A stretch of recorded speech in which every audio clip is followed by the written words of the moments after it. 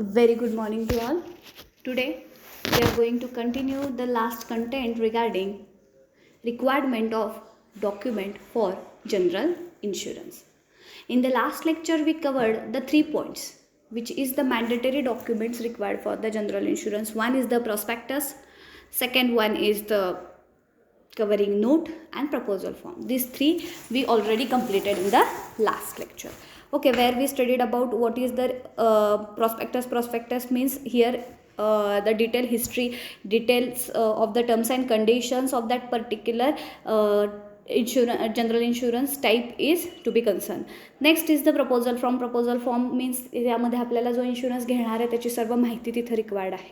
त्याच्यानंतर आहे cover note. Cover note is the temporary, it is consider as a temporary policy bond. Right now we are talking about the policy documents. Okay, we will start with the policy documents. After the covering note, some policy forms are there. The policy form is the stamped document which provide the evidence of the insurance contract. The insurance policy is required to stamped in the accordance with the provision of the Indian Stamp Act 1899. The policy documentation is typically divided into following part. In the fire accidental insurance, the policy form used to and the schedule basis. That is, all the individual details relating to the particular insurance are grouped together in the schedule. The schedule type of the policy may divided into certain distinct sections. One, the heading. Next is the preambles, operative or the insurance clauses and scheduled. Okay now आता आपण हे बघणार आहोत की heading. Heading means giving the insurance name and address of the registered office. Policy form जो काही आहे त्याच्यामध्ये पहिलं तर आपण काय बघतोय तर हेडिंग्स बघतोय. Headings in the sense giving the insurance name, address of the registered offices. Next is the preamble और the recital clauses. This section introduce the recital the particular of the contract, that is insurance are issued. If the insurance is based upon the proposal forms, preambles make the reference to this. This clause is also refers to the premium as having been the paid or the agreed to paid by the insurance as the consideration. The provision of the Insurance Act is the 1938. Next is the operative and insurance clauses. This clause set out the essence of the contract. It is specific the perils issued under the policy of the circumstances which insurer will become the responsible to make the payment. म्हणजे इथे एक लक्षात काय घ्यायचं आहे मुलांनो की policy फॉर्ममध्ये काय काय येणार आहे तर पहिले येणार आहे हेडिंग्स की कशासाठी तुम्ही घेतलाय, फायर, मोटर किंवा हेल्थ काय असेल ते. Next the preambles and the recital clauses. त्याचे प्रिम्बल्स काय काय आहेत, कुठल्या ॲक्टनुसार हे तुम्हाला बेनिफिट्स तिथं प्रोव्हाइड केले जातात कारण ह्याला वेगवेगळे कायदे आहेत हे तुम्हाला माहीतच आहे. त्याच्यानंतर operative or the insurance clauses की कशा पद्धतीनं हा लॉ किंवा हे इन्शुरन्स ऑपरेट होणार आहेत त्याचेही डिटेल्स त्यामध्ये मेन्शन केलेले असतात. Now we are talking about the schedules. Schedule in the sense this sections contain all the type return information applicable to the particular contract. In the fire insurance, for example, the schedule provision for the following data like insured and the address, policy number, date of issue, agency, risk covered, period of insurance and property insured. तर हे शेड्यूलशी related होतं. Next आहे attestations and the signature of the clauses. This clause provide for the signature on the policy. The policy is sign by the authorised officials insurance. लक्षात द्या कंपनीनं ते authorise signature असेल तरच ती पॉलिसी ही आपल्याला तिथं व्हॅलिड मानता येते. लक्षात घ्या म्हणजे या गोष्टी तुम्हाला ॲज अ एजंट म्हणून लक्षात घेणं खूप जास्त गरजेचं आहे. Attestation and signature clause. Next is the condition. Condition. What the condition? All the fire and accidental policies contain the condition which are printed on the policy. These are called as the express condition, which is necessary to regulate the contract. The condition means condition enumerate the duties of the party to the contract. In the some cases define the term used in the contracts. As the insurance contract are conditional contract, it is the essential for the insurance to be aware about the condition. He cannot expect the insurance to fulfill the part if does not fulfill the required condition. If he failed to do so, he may fight and he has released the insurance from his obligations. The condition printed in the policy are called expressive condition. Without the express conditions, the insurance contract would be subject to the implied condition. Utmost good faith, insurable interest, indemnity and proximate clauses. हे principles जे काही आहेत ते आपण already आपल्या principle of इन्शुरन्सच्या लेक्चरमध्ये पाहिलेले आहेत. आठवत नसतील तर तुम्ही तो व्हिडिओ पुन्हा एकदा ऐकू शकता. Next, to express the conditions serve the number of purpose, while the sum deals with the practice of the insurance. The condition related to the cancellation of the policy or the condition required to the insurance notify the insurance time to time losses. Other condition is repeat the legal principle to emphasize their importance. As example, the obligation part of the contract. Now we are talking about the condition precedent, condition subsequent and condition preceding to the liability. आता ह्या ज्या काही conditions आहेत ह्या तुम्हाला माहीत पाहिजे, त्याच्यावर डिटेल्स काय क्वेश्चनिंग तिथं केलं जात नाही, पण ॲज अ मोर नॉलेज म्हणून तुम्हाला ह्या कंडिशन्स तिथं माहीत पाहिजेत. That is the disclosure of all the material fact before the conclusion of the contract. A breach of the condition can enable the insurance to avoid liability under the policy form is very beginning. The condition subsequent notification of any change risk during the currency of a policy. A breach of this condition entitled the insurance to avoid the liability under policy after he has came into force.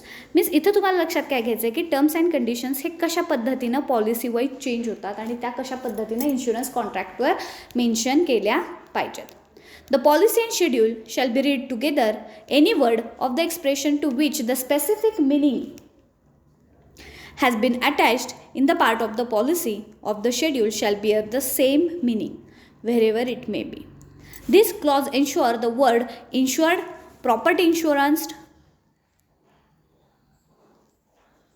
and specific mean has been attached for the policy.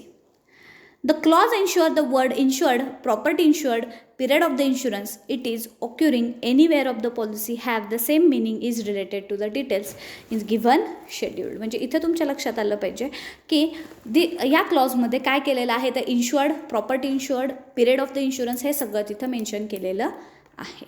Next आहे endorsement. Normally the policy are issued in the standard form of the insurer. However, if it is intended to modify the term condition at the time of issuing the policy, the modification is done by setting out issuing the policy. The modification is done by setting out the alteration and the memorandum is attracted towards the standard policy and endorsement. The endorsement are those which is recording the change of the policy during the currency. Change in the sum insured, increase or decrease, change in the insurable interest. एन्डॉर्समेंटमध्ये एक लक्षात घ्यायचा मुद्दा हा खूप गरजेचा आहे की त्याच्यामध्ये काय काय मेन्शन केलेलं असतं कंपनीच्या साईडहून. Normally the policy is issued on the standard form of the insurer. However, it intended to modify the terms and condition at the time of issuing the policy. This modification is done by setting out the alteration memorandum which is attached to the standard policy form. आता ह्या एन्डॉर्समेंटमध्ये काय काय mention आहे तर एक आहे change in the sum assured, change in the insurable interest, change in the nominee, inclusive addition, change in the risk, transfer of the property to the another location, cancellation of the insurance and change in the name of a address. तर ह्या सगळ्या गोष्टी एन्डॉर्समेंटमध्ये mention केलेल्या असतात. कारण कसं होतं बऱ्याच वेळेस आपण इन्शुरन्स घेतो आणि काही चेंजेस आपल्याला त्यामध्ये करावे लागत असतात.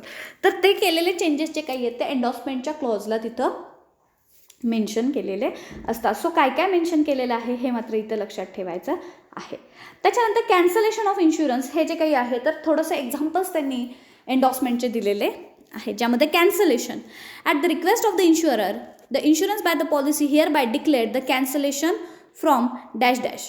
The insurance have been claimed the period over the month of the no refund will be issued. म्हणजे कसं असतं लक्षात घ्या की मी पॉलिसी घेतली आणि त्याच्यानंतर मला असं वाटलं 2-3 महिन्यानंतर की मला काही या पॉलिसीची गरज नाही आहे, सो मी ते कॅन्सल करू शकते. पण त्याच्यासाठी सुद्धा काही टर्म्स अँड कंडिशन आहेत माइंडेड. कारण कसं होतं लक्षात घ्या की एक लॉक इन पिरियड जो आपण म्हणतो की पर्टिक्युलर मंथसाठी तुम्ही काही पैसे काढू शकत नाही. तर हे जे काही क्लॉजेस आहेत ते डिफरंट विथ डिफरंट पॉलिसी राहतात. तर तो हे कॅन्सलेशनच्या मुद्द्यावर तिथं ते मेन्शन करावं लागतं आहे. त्याच्यानंतर extension of the cover to include the extra peril.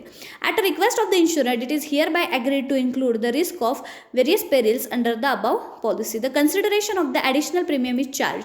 आता बऱ्याच वेळेस कसं होतं की एखादा आपण इन्शुरन्स घेतो आणि नंतर आपल्याला लक्षात येतं की बाबा अजून काही धोका आपल्याला असू शकतो शकतो, त्या धोक्यामुळे आपल्या मालाचं नुकसान होऊ शकतं, आपल्या प्रॉपर्टीचं ॲसेटचं नुकसान होऊ शकतो. सो ॲडिशनल बेनिफिटसाठी सुद्धा तुम्ही तिथं मागणी करू शकता, ते देखील एन्डॉर्समेंटमध्ये मेन्शन केलेलं असतं.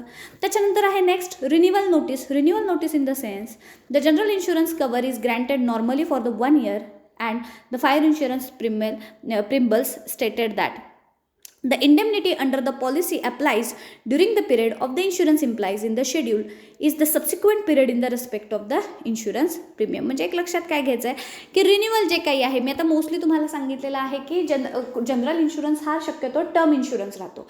Term insurance in the sense की बाबा 1 वर्षाच्या कालावधीत जर काही झालं तर तुम्हाला कॉम्पन्सेशन मिळेल, अदरवाईज ते कॉम्पन्सेशन जे काही तुम्ही प्रीमियम्स भरलेले आहेत इट इज काय submitted to that particular general insurance company. तर तो मुद्दा आहे the notice include all the relevant details of the policy and the premium payables. It also include note advising insure that if they may change the risk should inform the insurance about the such changes. The insured attention is only the drawn the statutory provisions to the risk can be assured unless the premium is paid in a advance. Next we are talking about the claim form. आता तुम्ही हे सगळं policy तर घेतली, आता तुमच्यावर वेळ आलेली आहे ते क्लेम फॉर्मची, बरोबर आहे. आता तुम्हाला त्याचा क्लेम डिस्बर्स करायची वेळ आलेली आहे किंवा तुमचे लॉसेस झालेत, आता तुम्हाला त्याचे कॉम्पन्सेशनची गरज आहे. तर क्लेम फॉर्म काय असतो, तर it is issued by the to the insured to notify the loss under the policy. The claim form is very accordingly different classes of the insurance but generally designed to elite complete information regarding the losses, circumstances of the losses, date of the time of the losses, causes of the losses and extents of the losses. कशामुळे तुम्हाला compensation हवं आहे, समजा fire insurance आहे, आग लागली, पण त्याचं कारण काय आहे, किती प्रमाणात नुकसान झाले, हे सगळं तिथं मेन्शन करावं लागतं. म्हणजेच थोडक्यात लक्षात घ्या की याचा पंचनामा होतो आणि त्या पंचनामामध्ये बाकीच्या ह्या सगळ्या गोष्टी तिथं मेन्शन कराव्या लागतात. Motor claim form provide the rough sketch of the accident. Bulgari claim contain the question regarding to notification of the policy. The fire insurance claim form have the question regarding to the value of property at the time of loss, detail of the policy covering the same subject matter, and whether any third party have the responsible for the losses. This information is required for the applications the principle of the pro rata average. म्हणजे इथं लक्षात काय घ्यायचं आहे तुम्हाला की जे काही नुकसान झालेलं आहे ते एक टेंटेटिव्ह काढलं जातं. आता समजा एका घरासाठी फायर इन्शुरन्स घेतलेला आहे आणि काही कारणास्तव त्या घराला आग लागली आणि त्याचं नुकसान झालं, तर आपण क्लेम फॉर्ममध्ये ते घर कुठल्या लोकेशनला आहे, त्याला आग कशामुळं लागली, त्यामध्ये नुकसान कितीचं झालं आहे आणि ऑन ॲन ॲव्हरेज त्याला कितीचा बेनिफिट मिळू शकतो, याचा एक रफ ब्लूप्रिंट तिथं तयार करायची असते, ती त्या क्लेम फॉर्ममध्ये तिथं आपण मेन्शन करतो. The issue of the claim for does not constitute the admission of the liability on the part of insurance. This made the clear that insurer may using the word without prejudice. म्हणजे इथं लक्षात घ्या की कोणत्याही प्रकारचं काय म्हणूया की इथं झोल वगैरे काही होत नाहीत. टोटली नो इफेक्ट ऑफ प्रिज्युडाईस, जे काही असेल ते ट्रान्सपरंट तिथं बेनिफिट्स दिले जातात. उगीच एखाद्याला जास्तीचा बेनिफिट द्यायचा, उगीच एखाद्याचे पैसे खायचे असं न करता बाबा काय असेल त्याचं ट्रान्सपरंट व्हॅल्युएशन करून त्याला तिथं बेनिफिट्स दिले पाहिजेत. The issue of the claim form does not constitute the admission of the liability on the part of insurance. This made clear that the insurance buying is word without the prejudice on the claim form. Even the subsequent correspondence regarding to the claim carry this word, make it clear even though the claim is being processed. The question of the liability is left open.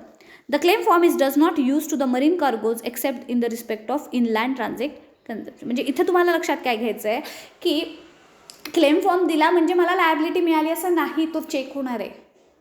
त्यामध्ये तुम्ही जे दिलेलं आहे त्याची सत्यता check केली जाणार आहे, लक्षात घ्या, आणि मगच त्याच्यावर निर्णय घेतला जाणार आहे. फक्त तुमच्याकडून हे प्रोसिजर होणं खूप जास्त गरजेचं आहे. आणि लास्ट आहे survey report. This report is submitted by the duly license surveyor who are appointed by the insurance to the investigate the losses, notify the loss, and claim form is reported the independent evidences of the cause and extent of the loss. हे जे काही survey report आहे, ह्या सर्वे रिपोर्टमध्ये मात्र सगळं mention केलेलं असतं की बाबा कशामुळं लॉसेस झाले, काय त्याचे कॉजेस आहेत, काय त्याचं टाईम आहे, हे सगळं तिथं सर्वे रिपोर्टमध्ये दिलं जाते. आणि हा सर्वेअर जो काही आहे तो पर्टिक्युलरली कंपनीमार्फत अपॉइंट केलेला असतो. सो तो त्यामध्ये कुठलाही भेदभाव न करता जे काही आहे ते विदाउट एनी बायस्ड ते तिथं केलं जाणार आहे. Predominant information of the insurance for processing setting up of a claim. This is all about the documentation, required documentation in the general insurance. Here just you have to focus on these 7 to 8 points. One is the prospectus, next is the proposal form, third one is the covering note, next one is the policy document, third is the endorsement, next is the renewal notice, next is the claim form, and the last one is the survey report. Regarding this, the PDF I am going to share on the group. Use it, read it, and note down the notes, because for the examination the question will be asked for on the documentations of the general insurance. Thank you so much.